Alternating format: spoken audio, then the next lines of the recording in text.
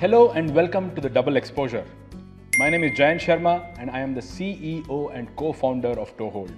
Today, I'm going to be chatting with Jayanth Sharma, the wildlife photographer. Today, we will get Jayanth to answer some questions about Kenya. Hey Jayanth, welcome. Shall we get started? Of course. Your wish is my command. So, we know you've been to Kenya dozens of times. In fact, I heard that was your first ever international travel destination about 16-17 years ago. So, how many times have you actually been here? That's right. I have counted, and it's precisely the 51st time in 2023 December that I'll be doing a Kenya tour. I often see people put up 34 countries and counting on their Insta profiles. I think in my case, more than the number of countries, it's the number of times the 45 countries I have been to that matters. So yes, I have immense experience in Kenya. Okay, I also heard a funny story about your honeymoon. Is that story true? Oops, my honeymoon. What did you hear? I actually heard something about her tripping while walking with a tripod. And Gosh! Yeah, it was in Masai Mara, the first morning of our Africa honeymoon, and we were late. We were in a hurry walking up to the safari car when Shruti, my wife, tripped and fell down. She was carrying my tripod and I rushed to help. and I promptly picked up the tripod. Are you kidding me? Unfortunately, that's true. The housekeeping staff, a Kenyan man, came rushing to her and helped her stand up. Well, what do I tell you about the rest of the trip? Never mind. But on a serious note, I knew I would go to Kenya on my honeymoon even before I perhaps knew who I would marry. That's for sure. Poor Shruti. Anyway, tell me, what is it that you like about Kenya so much? Why would anyone go 50 plus times to a place? Well, you can't be asking me that question, Jayanth, but let me explain. In the beginning, I traveled to Kenya as a tourist. I was still employed in the IT industry, and as a techie, I used to travel on holidays, and Kenya was my dream in the 2006-2007 era. But I think there's no place on the planet that can treat you with an array of wildlife like Kenya or even Tanzania for that matter. I don't think some 10 years later, when I count 100 plus Kenya tours, even then I'll feel like I'm done with this place. Perhaps some of my friends won't understand why I go back again and again. It's the same lion, leopard or cheetah after all, they say. But every day is different. Every situation is unique. Also, it's not even about just the animals. It's the landscape, the expanse of land, the vast wide areas and the savanna. The acacia trees, the kopis, the sounds of the bush, the bird calls, the fresh air, the lovely sunrises and sunsets, all that matter. I can keep going here forever. So, please ask me something else. Okay, Aitu Guru, I understand. Is there something unique about Kenya that makes it one of the sought after destinations for wildlife enthusiasts? Or is it a combination of how Kenya has marketed it well and made it easy for tourists? Right. I think it's not only about how the place is. In fact, many countries in Africa have similar wildlife and some even are more beautiful and exotic. But matters like having a well-connected airport, reasonably good infrastructure, relatively affordable prices, internal connectivity using bush planes, visa on arrival or e-visa off late, the large Indian community that came here during the British rule, that continues to live and thrive here as a business community, that's conducive for Indian travelers, finding it comfortable with respect to language, food, hospitality and of course, the people makes Kenya a very easy place to deal with. For example, Botswana is an outstanding country too, but the number of days it has been taking to obtain visas and the lack of direct flights from India is a big consideration too. Now, even Indigo flies every day to Nairobi, ex-Mumbai, and I'm dreaming of a day when Bangalore to Nairobi will become a reality. Okay, that makes sense. So have you been to Masai Mara 50 plus times or have you also explored other parks over the years? Yes, every time I have been to Kenya, Masai Mara has been a constant. But depending on which tour I'm hosting, I could be doing only Masai Mara or parks like Amboseli, Lake Nakuru, Samburu, etc. Kenya has many and I have done a few parks again and again. But I must tell you, I haven't done everything and perhaps will never get to do everything. There's so much Kenya has to offer. Okay, so we at Toehold have a lot to think about Kenya as it is a major contributor to our revenues. In fact, this year in 2024, we may attribute around 20% of our company's travel business revenues to Kenya itself. That's immense. Well, I'm glad and frankly not at all surprised. Well, on that note, let me ask you a question. What's the best time of the year to go to Kenya? Do you think there's one time that's better than the other? Well, honestly, I think Kenya has something interesting to offer 365 days a year, and it's not a destination that, in my opinion, can be better in any specific time of the year. Kenya has 2 dry seasons and 2 rainy seasons, but even in the rainy season, animals can still be seen. Really? Even when it's pouring? Frankly, yes. Even when it's pouring, one can be sitting amidst a pride of lions or a cheetah family waiting for the rain to subside. But where will they go when it's raining? The thing is, in India, the animals can hide in the undergrowth. The tiger sightings in the subcontinent are better during summer months when it is dry and they are attracted to waterholes. I understand. But in Kenya, especially in places like the Mara, it rains hard and stops after a while, and the big cats like lions can immediately start moving after the sky clears with the undergrowth bathed in fresh rain.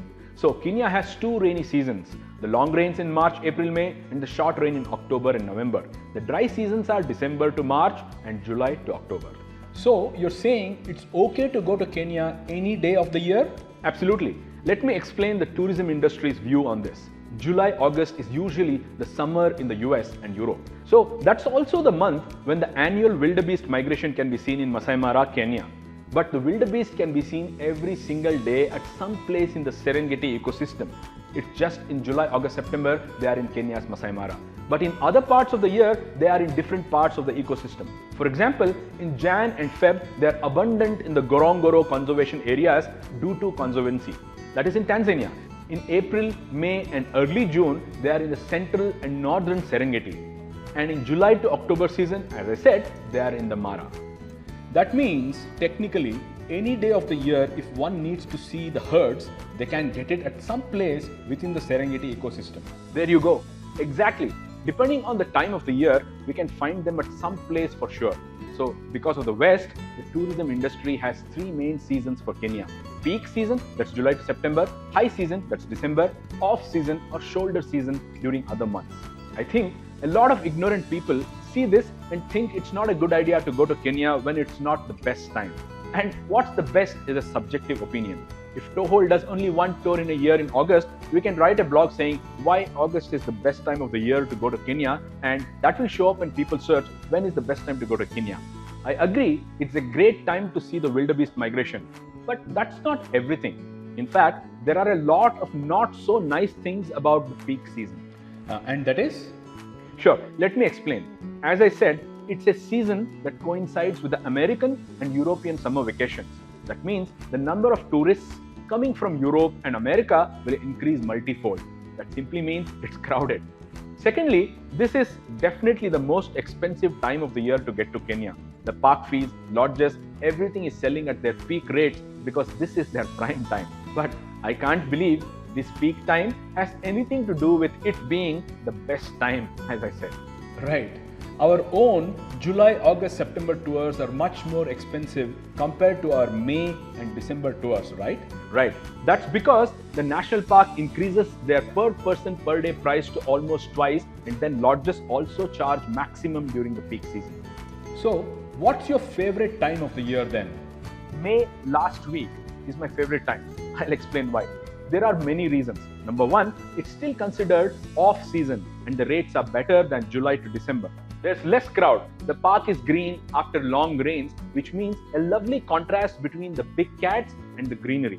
There are many other reasons, like it's the summer holidays in India, which means more people travel, kids have vacation, which means adults like to travel more. So overall, if anyone asks me when is a great time for us to go to Kenya and have a relatively affordable vacation, my first answer would be end of May or early July. Great.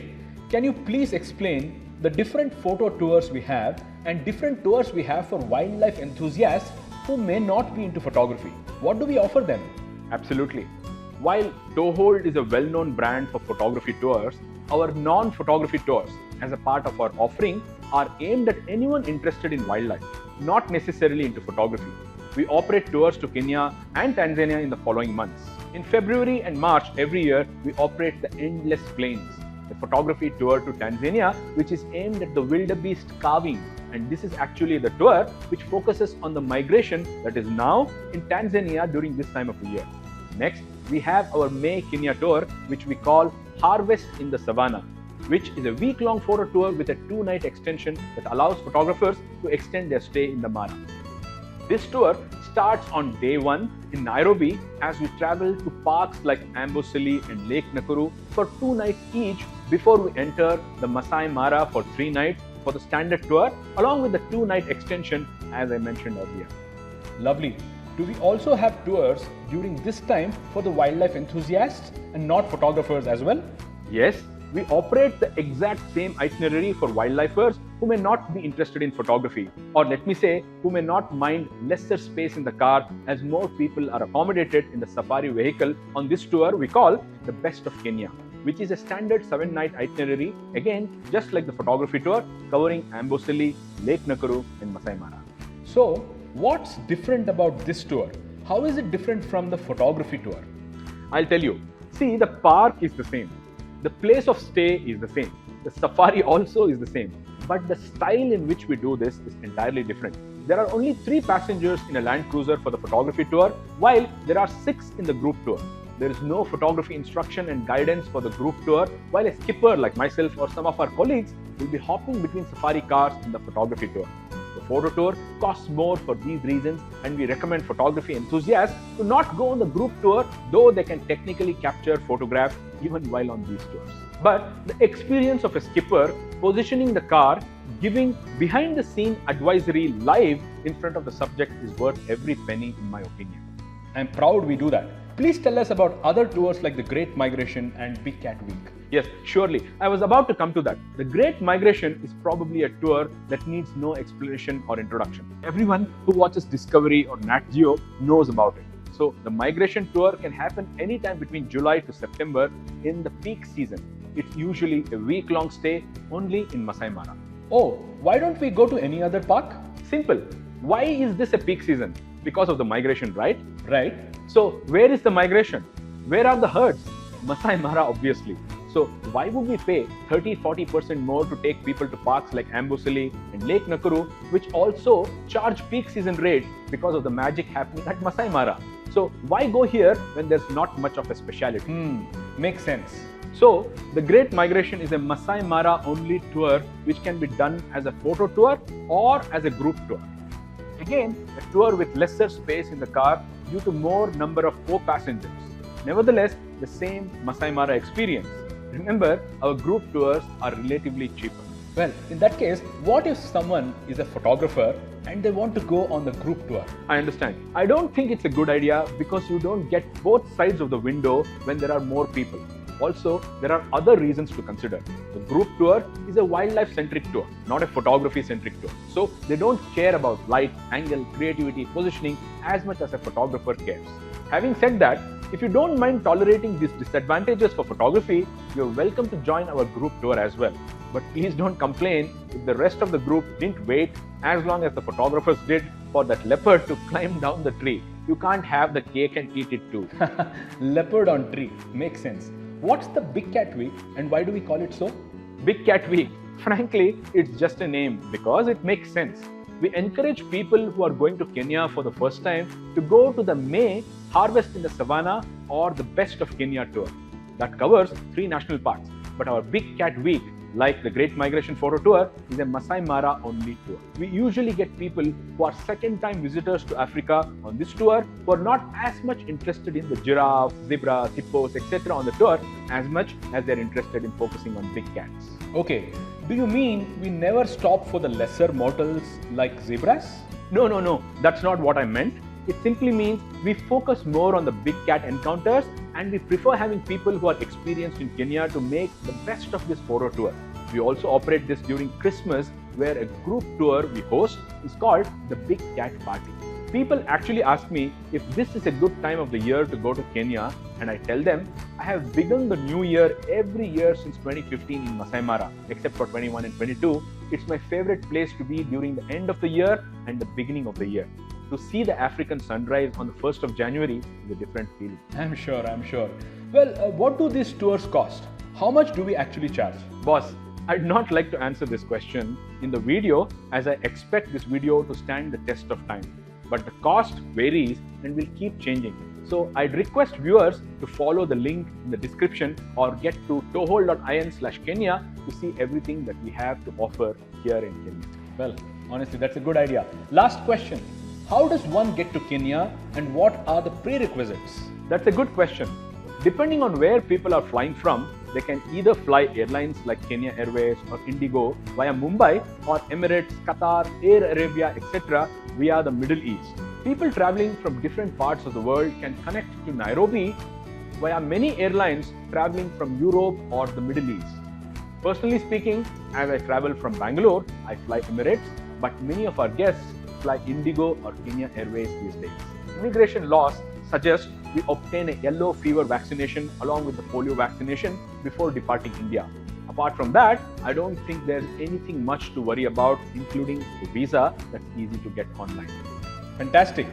I must visit Kenya too now after hearing all of this. Yo. Please stay back in the office and do your profit and loss reviews, boss. I'll take care of handling our Kenya tours. Alright, Jayanth. Thanks for your time. It's been fascinating talking about Kenya. Hope some of our guests get to travel to Kenya with us and have a great time. I'm looking forward to hosting another conversation with you soon. Thank you. By all means, thank you for having me.